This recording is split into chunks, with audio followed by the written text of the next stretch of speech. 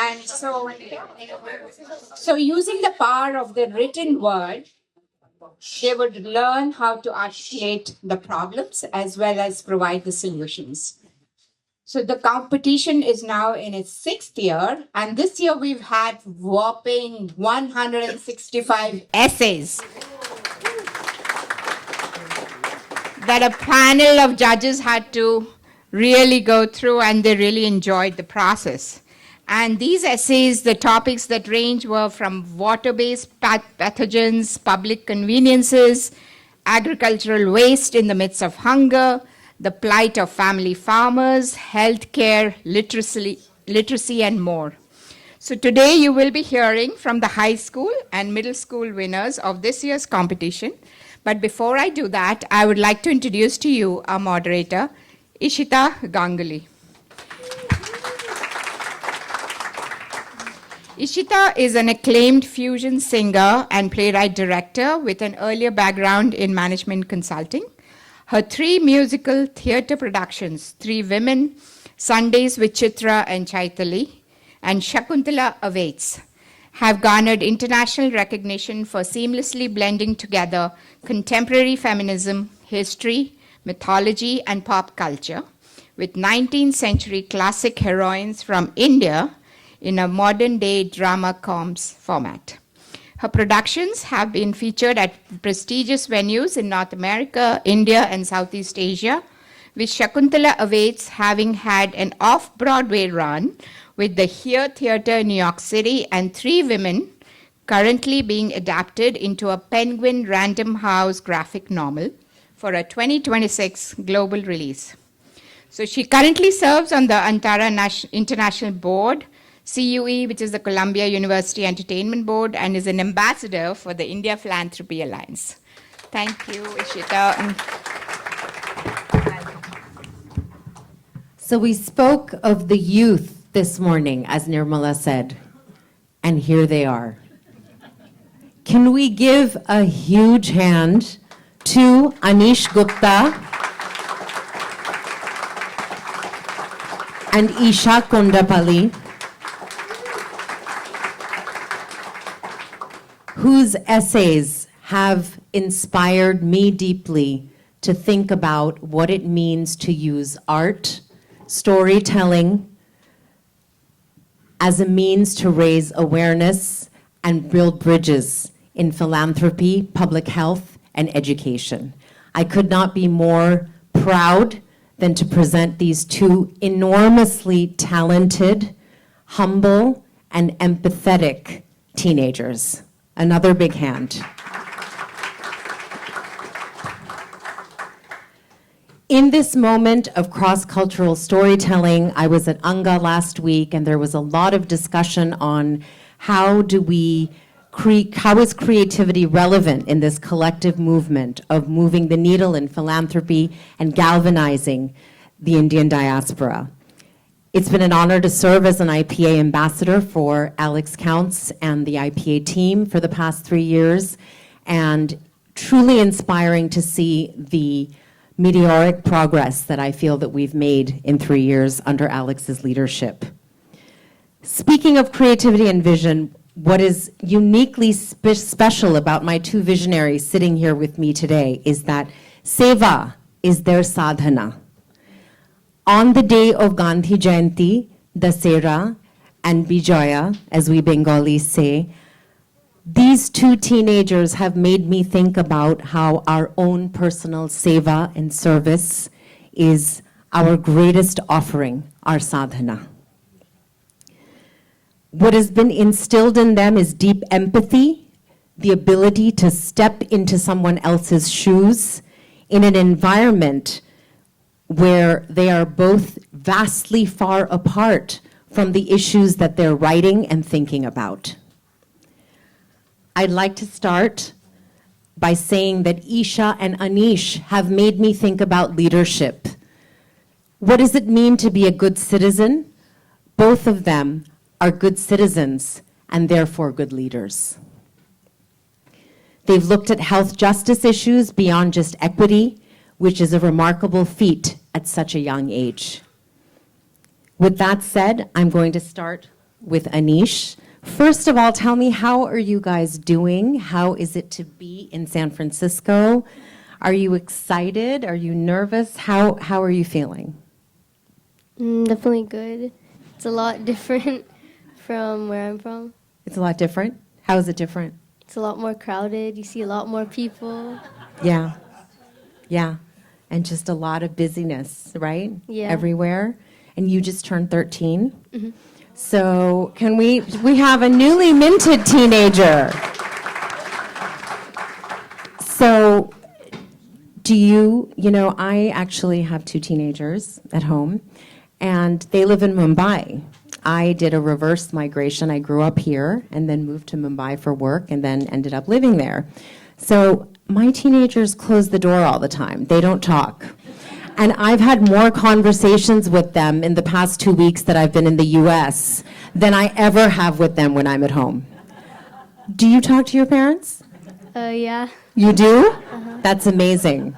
That's truly amazing. Anish, how are you doing? Do you talk to your parents or do you close the door? Well, first off, I'm truly honored to be here. It's been 16 years since I was last in San Francisco, so even though I don't remember anything, it's great to be here again. As far as speaking to my parents, yes, I do speak to my parents for the most part. Obviously, right now, being a senior in high school, I'm quite busy applying to college, so that has taken up a lot of my time, but definitely my free time whenever possible, I definitely try to make maybe 30 minutes, an hour just to sit down and just talk about how things are going. So That is inspiring to hear from both of you. Okay, Anish, born but never seen. The topic of your essay is on India's invisible children and the fight for recognition. Children with unregistered births, with no Aadhaar card, no birth certificate, and no official record. India's birth registration gap is one of the most overlooked yet devastating developmental challenges, with millions of children who are unregistered. What inspired you and led you to this topic? yeah, so great question. I think the root of my inspiration came from the idea of how overlooked the issue is. I feel that when we're talking about issues in India, the idea of children is obviously often overlooked, and when we look at the root cause of a lot of the problems these children are facing, one of the primary root causes, right, is this idea of the invisible children. And so essentially what an invisible child is a child who was born in India but unfortunately lacks official documents like birth certificates or the Aadhaar card, which makes it incredibly, incredibly hard for them to move up in society, because without proper identification, they aren't able to get proper education, they aren't able to get proper health care, and of course they aren't able to get jobs, right? So this root cause of lacking official documents, which for most of us is quite a privilege. We never have to think about whether or not we have a birth certificate, whether or not we have the proper documentation to apply for a job, right? But for 11 million children in India, this is definitely a root problem, which is essentially enforcing this idea that without these documents, they're unable to move up in society because of the lack of identity. So in terms of lack of identity, you are leading your comfortable life as a high school student in the United States, where you're going to school, you're coming home, you're applying to college, and I imagine you're going to be applying to top colleges in this country with the quality of the work that you've already showed me. What led you to be able to feel empathetic, Anish? Why would you care? Why would your generation care about undocumented births in India? It's so far away. It's so removed from your reality. You guys have spent less time in India than your parents' generation has. What connected you at a soul level? Yeah, great question. So I think at a soul level, it's important to realize while I was born here, while I was raised here, yes, I go to school here. At the end of the day, my identity as a whole is still Indian, right? My parents are Indian, my grandparents are Indian, everybody in my family is Indian. So while I am still removed, I think that connection to roots as a whole is kind of what made me realize the importance of recognizing those underprivileged children in India. So. At UNGA, there was a lot of discussion about the Sustainable Development Goals, which you're familiar with. And one of the big metrics that was discussed was how child mortality has been cut in half for children under the age of 5 as a big accomplishment. The Gates Foundation had a wonderful campaign discussing we can't stop at almost. That was their theme. And when you hear that, does that inspire you, or does it make you feel that just cutting child mortality in half is not enough? Without education, without health care, without basic rights, how are we really saying that we've made progress? I'm just curious to your view on that. Yeah, so at the end of the day, we have to realize that with everything in life, it's a step-by-step process. We can't directly go from point A all the way to the end goal. We have to make gradual steps. And so I think it is definitely prominent that we're recognizing that child mortality has been cut in half, but then the question is, what's next? How do we go from half to 3/4 to almost zero at the end of the day?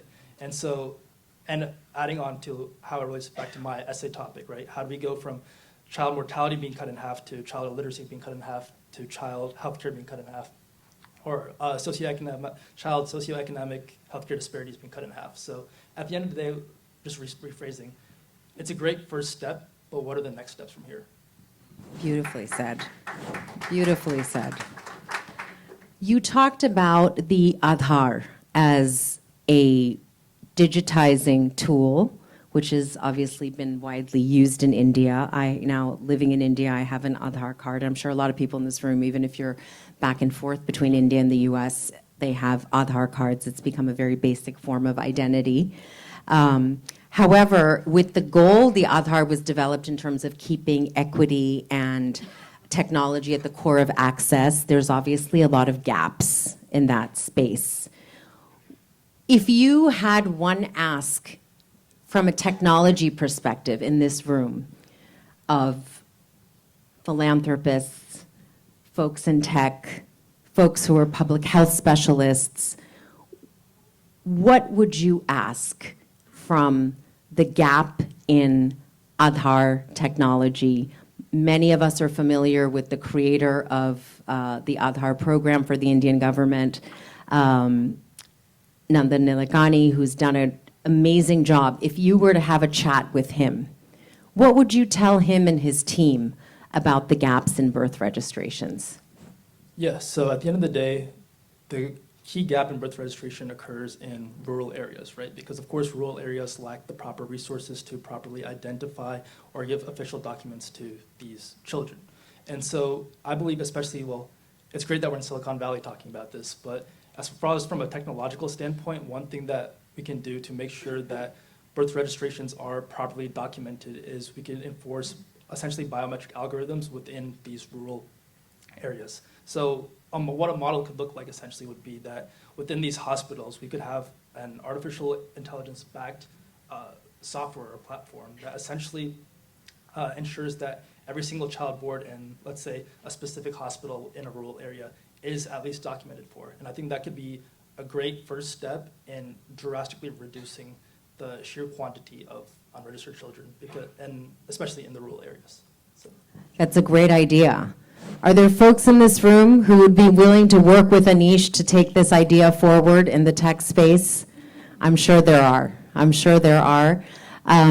If we're to push the technology and AI discussion a step further and talk about how we're looking at AI in India as an opportunity to bridge gaps in healthcare access for diseases like tuberculosis, HIV, which is less prevalent, malaria, as sort of human agency aided AI.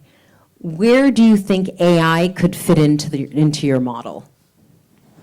I think AI can definitely be used as a crutch, right? AI can be used as a way to efficiently document these unregistered children in these hospitals. Instead of working with a basic, let's say a basic Python software, which will automatically take into account children born into a certain hospital, I think AI could definitely make that process way more efficient in the documentation of those children. How do you feel that the discussion on tech stack, the discussion on data sets, essentially looking at healthcare applications where there are market failures, right? Where we're saying this is a market failure. Let's say that there's unregistered births of this magnitude in India. From a policy perspective, what would you recommend? I think from a policy perspective, policy definitely should be integrated with technology in order to make the process more efficient. So as far as policy would go, I would say encouraging these rural areas to incorporate the certain software models that I just recently talked about into these hospitals, which can essentially lead into lessened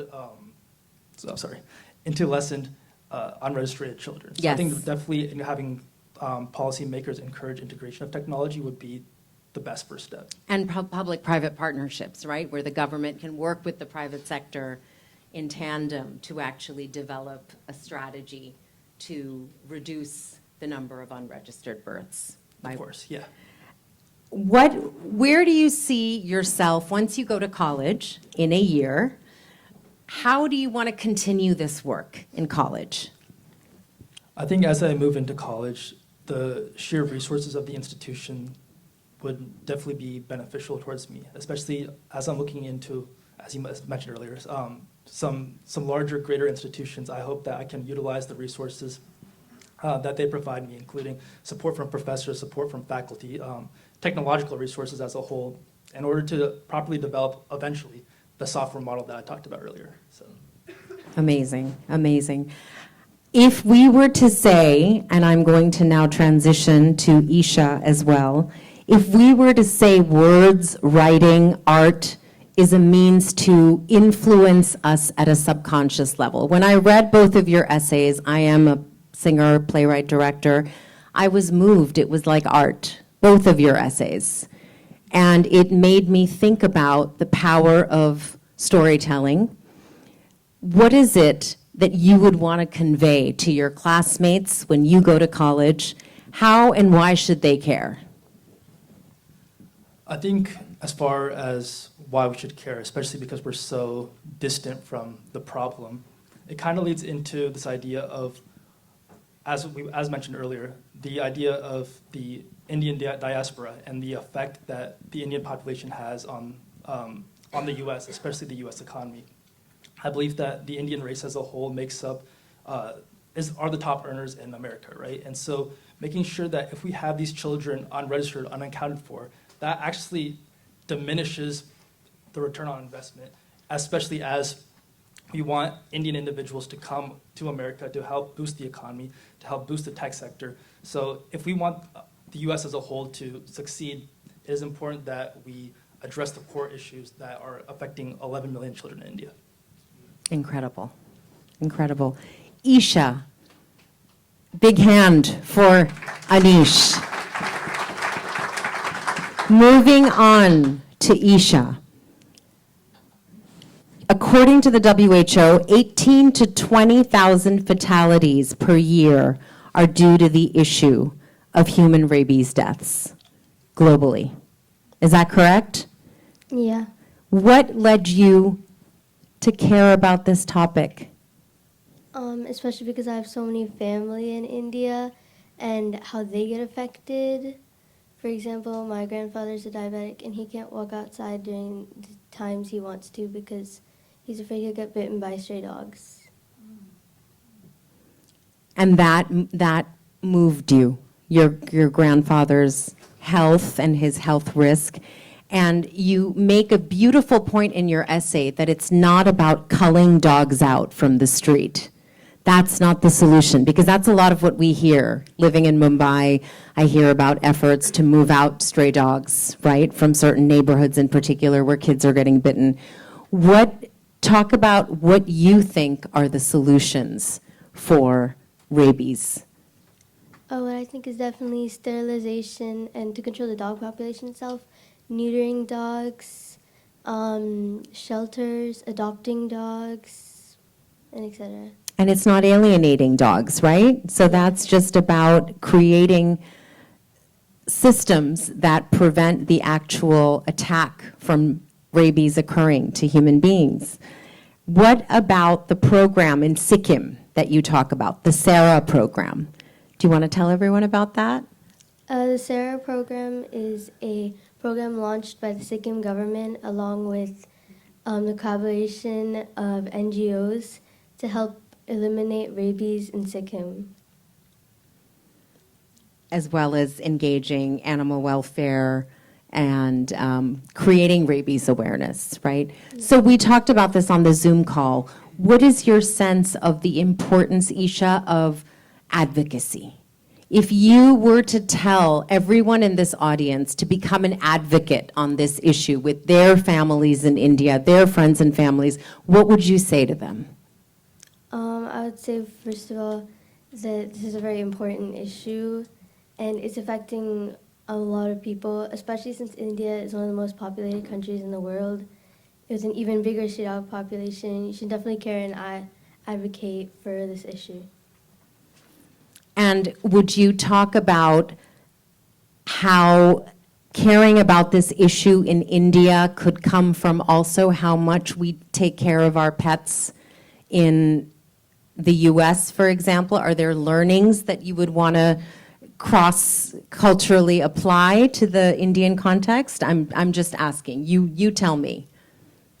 Yeah, definitely, because many people in this room might have like a pet at home. Yes. And what stray dogs themselves face, not only what the humans affected by them face, but what stray dogs themselves face is very cruel. Yes.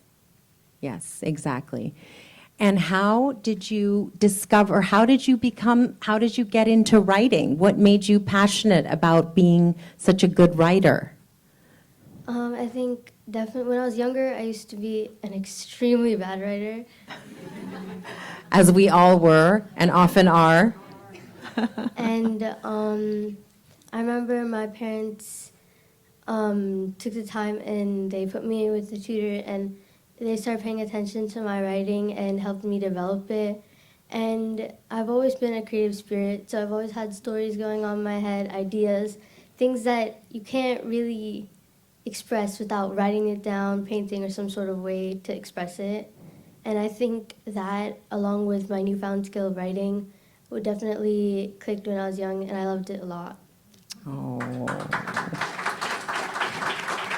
So we've been all day, both of you, been talking about India, philanthropy, giving back, creating a better tomorrow for India across the board. What does that mean? Does that excite you both? What does that mean for you both in terms of how you see your futures?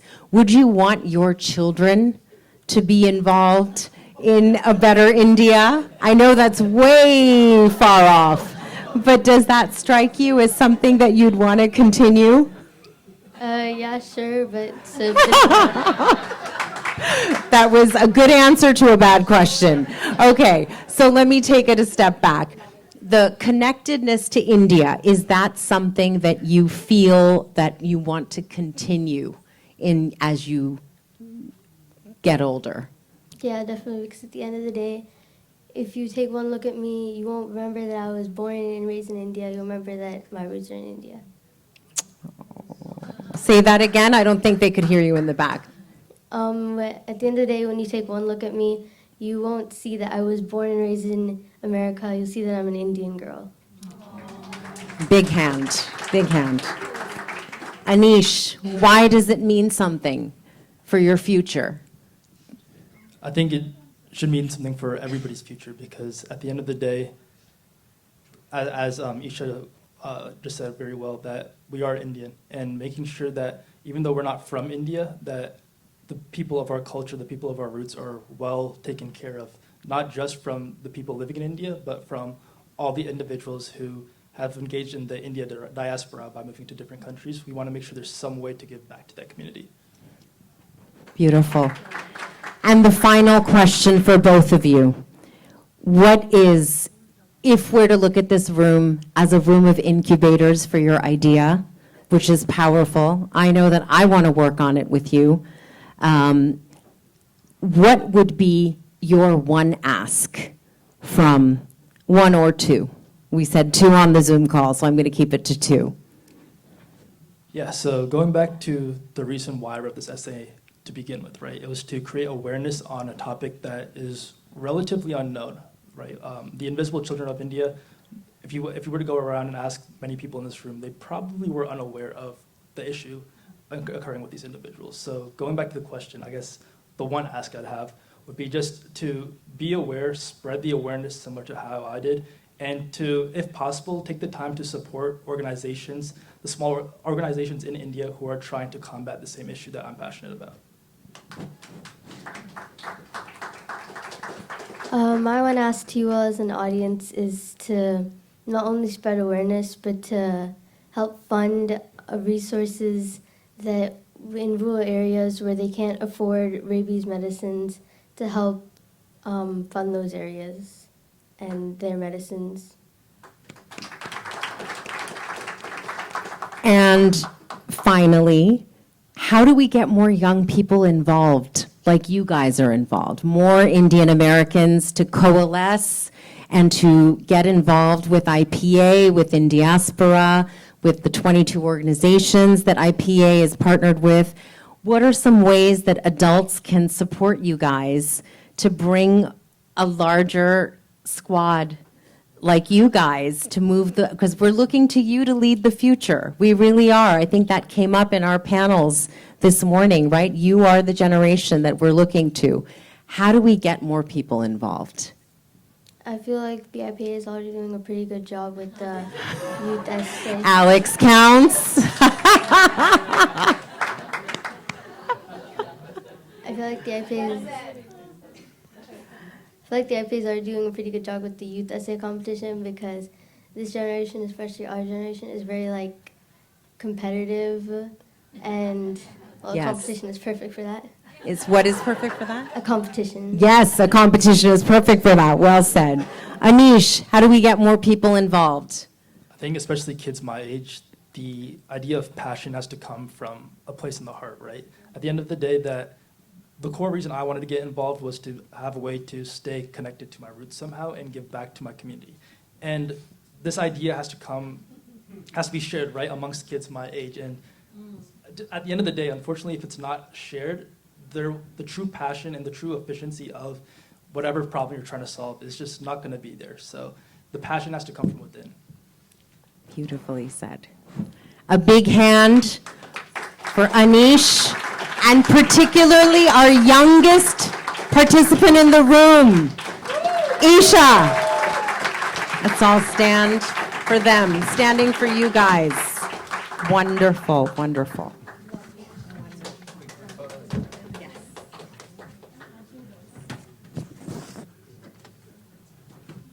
Alex, do you want to join us since you got such a certificate?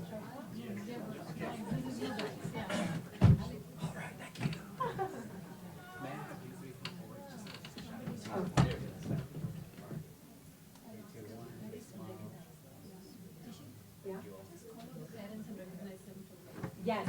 Could we have parents of Isha and Anish join us?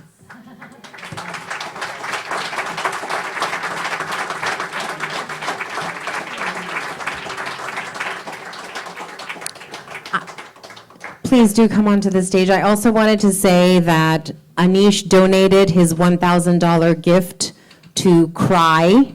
Is anyone from CRY here today?